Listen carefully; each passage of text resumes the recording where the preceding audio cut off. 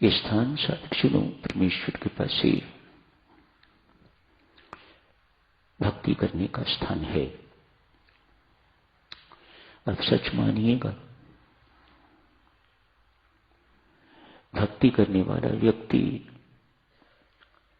किसी भी क्षेत्र में संसार की दौड़ में पीछे नहीं रह सकता। परमात्मा उसे कभी पीछे नहीं रहने देगा। तो जो करने की चीज है भक्ति है। आप कहते हो हम समस्याओं से, विपदाओं से, संकटों से घिरे पड़े हैं, रोग हमें दुखी करते हैं, ऐसे में भक्ति कैसे हो? आपकी शिकायत सुनने में तो ठीक लगती है, लेकिन ठीक है नहीं।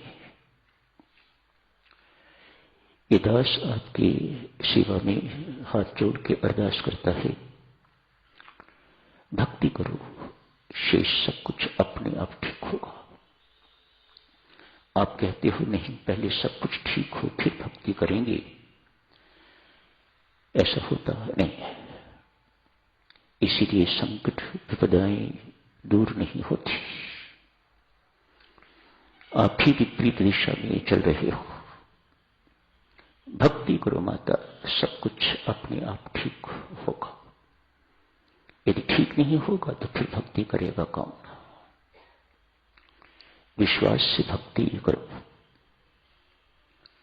ऐसे स्थान, मैं ये नहीं कह रहा कि और स्थान ऐसे नहीं हैं।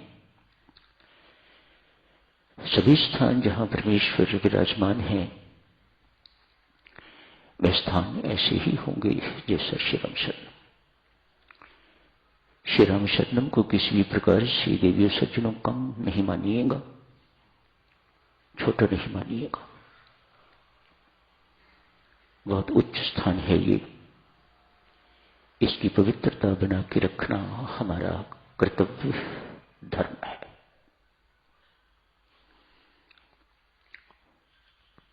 मानो परमेश्वर से जुड़े रहना, परमेश्वर की आराधना करनी, नाम जपना, ध्यान में बैठना, भजन कीर्तन इत्यादि करना, ये सब कुछ भक्ति के अंतर्गत है। जिनसे प्रभु प्रीति की अभिव्यक्ति हो, वे सब साधन भक्ति के अंतर्गत आते हैं। जहां परमात्मा की प्रीति होगी, वह स्थान अतिशय पवित्र होगा, होना चाहिए। यदि हम वहां पर नकारात्मक वाइब्रेशंस उत्पन्न करते हैं तो हम दोषी हैं, हम अपराधी हैं। मानो हमें उस स्थान की पवित्रता का कोई ध्यान नहीं है। भक्ति की तरंगे, प्रेम की तरंगे यहां पर बैठ के उठनी चाहिए। आपकी साथ वाली महिला भक्ति की तरंगे दे रही है तो आपको लाभ होगा। आप भक्ति की तरंगे दे रहे हैं तो साथ वाली महिला को लाभ होगा।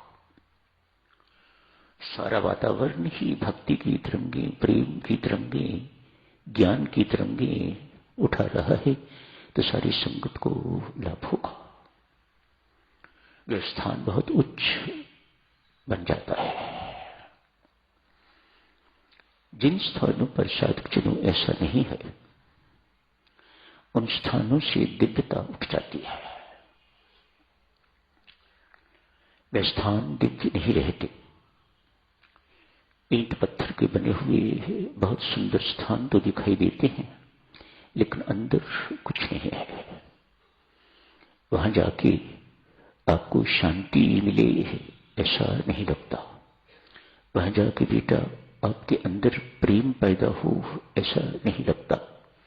वहां जाके आपका मन स्थिर हो जाए ऐसा नहीं लगता। चंचल मन लेके व्यक्ति जाता है और अधिक चंचल बन के वहां से निकलता है। ये मतभेद की समस्या देवी सज्जनों सिर्फ हमारी ही नहीं, नीची जाति के लोगों को बहुत से धर्मस्थल ऐसे हैं जहां जाने की इजाजत नहीं। ऐसे स्थानों पर दिव्यता होगी, परमात्मा ही जाने, मैं कुछ नहीं कहता। एक सच्ची घटना देवी विदेश की, वहां भी ऐसी बातें होती थी, अब भी होती हैं। एक चर्च है, वहां के पादरी गोरे हैं, वे कालों को भीतर घुसने नहीं देते, बहुत कट्टर है। जैसे अर्ज की, हमारे यहां भी ऐसे धर्मस्थल हैं जहां नीच जाति के लोग प्रवेश नहीं कर सकते। आप धर्मस्थानों को छोड़िए, घरों में प्रवेश नहीं करने देते। अभी भी ऐसे स्थान हैं जहां आपका खाना बनता है, वहां नीची जाति का व्यक्ति प्रवेश नहीं कर सकता। ये सब बातें मैंने अपनी आंखों से देखी हैं, अभी भी प्रचलित हैं। फर्क तो बहुत है, लेकिन अभी भी ऐसा है। ये पादरी बहुत कट्टर है, किसी काली को चर्च में घुसने नहीं देता। आज किसी ने हिम्मत करके, तो कोई काला वहां गया है, उसे कहा, मित्र तेरा मन अभी साफ नहीं, अतएव तुम्हें चर्च में आने से कोई लाभ नहीं होगा। जब पहले मन पवित्र करके फिर आना। फिर किस लिए आना है? मन पवित्र करने के लिए ही तो व्यक्ति आता है, रोग दूर करने के लिए ही तो अस्पताल जाता है। जो निरोगी है उसे अस्पताल जाने की क्या जरूरत है? ये उस पादरी की धारणा इस प्रकार की है। ये बेचारा मुंह लटका के चला गया है वापस, उसके आगे कोई चल नहीं सकती। बाहर जाके साधना की है, कीमत दे के साधना की, पेट की रोजी के लिए सुबह से लेकर रात तक कमाई करते हो, पसीना बहाते हो, कितने घंटों के लिए? मन की सफाई के लिए, आत्मा की सफाई के लिए कितना समय प्रयोग करते हो? तनिक सोच विचार करो। बात तो उसकी है। इस कमाई से क्या होगा? कल को दुनी दुनी थे, आज लाला दुनी चंद हो गए, बस इससे अधिक तो कोई कमाई नहीं है। इससे अब तो जीवन में कोई फर्क नहीं पड़ा। मन बिल्कुल वैसे का वैसा ही खोटा है, आत्मा वैसी की वैसी ही मलिन है। मानो अगले जन्मों की तैयारी है। जाके साधना की है, परमेश्वर की कृपा हुई। साधना जरूरी नहीं कि चर्च में ही की जाए, मंदिर में ही की जाए, गुरुद्वारे में बैठ के भी की जाए, कहीं भी की जाए। जहां भी साधना की जाएगी वहां अपना रंग दिखाते रहेगी। कहीं भी करके देख लीजिएगा कि साधना की महिमा है। मन पवित्र हुआ, मन पवित्र हुआ तो निरोग मन हो गया, तो शांत मन हो गया। अशांति की सारी बातें बीच में से निकल गई, चंचलता की सारी बातें निकल गई। मन अचंचल हो गया है, बिल्कुल स्थिर हो गया है। चेहरा हर वक्त मुस्कुराता रहता है, अद्भुत सा नूर है चेहरे पर। उस काले व्यक्ति पर आभा है, उसके चेहरे पर शांत चेहरा हो गया। संयोग की बात है, आज वही पादरी सफेद इस व्यक्ति को देख बहुत चकित,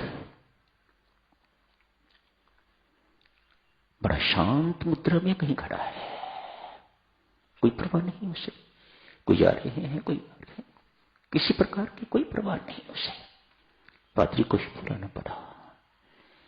भाई, आप एक दफा चर्च में आए थे, अनेक वर्ष बीत गए, उसके बाद कभी आप आए नहीं। व्यक्ति कहता है, पादरी महोदय, परमात्मा स्वप्न में आए थे, मुझे आके कह गए तुझे उस चर्च में जाने की जरूरत नहीं। पिछले 10 वर्ष से मैं कोशिश कर रहा हूं उस चर्च में जाने की, उस पादरी ने मुझे ही चर्च में नहीं जाने दिया, तो तुम्हें कहां जाने देगा? जहां मतभेद होते हैं, देखो सोचना, जाति भेद होते हैं, किसी भी प्रकार का भी मतभेद है जहां पर, वहां दिव्यता नहीं रहती, वहां से दिव्यता उठ जाया करती है। परमेश्वर कृपा बनी रहे देवियों सज्जनों, हमारी मति ठीक रहे, मतभेद न उत्पन्न हो। जो आनंद दूसरों का कहना मानने में है, वह कहना मनवाने में नहीं है। सच मानो इस बात को, पर किसी न किसी को तो कहना मनवाने वाला बनना ही पड़ता है। जो आनंद कहना मानने में है, वह,